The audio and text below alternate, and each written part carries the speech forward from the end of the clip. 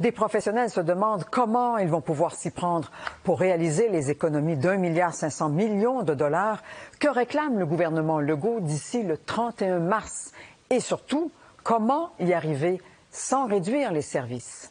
Gabrielle Proulx.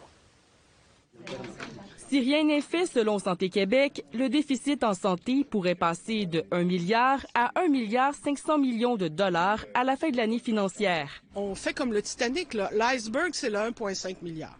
Alors, ça coule. Les CIS et les CIUS seront contraints de se serrer la ceinture. Par exemple, aux CIS de la Côte-Nord, il faudra trouver des économies de l'ordre de 130 millions de dollars, soit 18 % de leurs dépenses annuelles, selon le président de l'APTS, Robert Comeau. C'est clairement de l'austérité.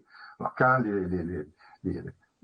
on demande de couper plus que les coûts de système actuellement, c'est de l'austérité. Dans une lettre obtenue par Radio-Canada en septembre dernier, le sous-ministre à la Santé avait demandé aux établissements de couper dans certaines dépenses administratives sans toucher aux soins. Le ministre des Finances, Éric Girard, ne peut le garantir pour l'instant.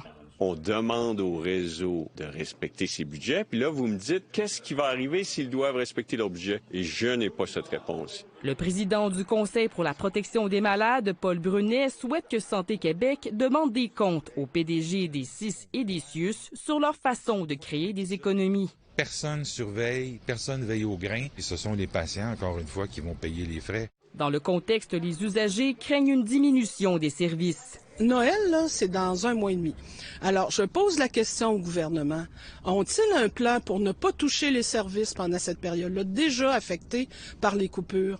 Sur le terrain, de nombreux établissements de santé au Québec ont déjà entamé leur compression. Des postes d'infirmières et de préposés ont été supprimés et certains quarts de nuit en CHSLD ne sont plus comblés. Ici, Gabrielle Proulx, Radio-Canada, Montréal.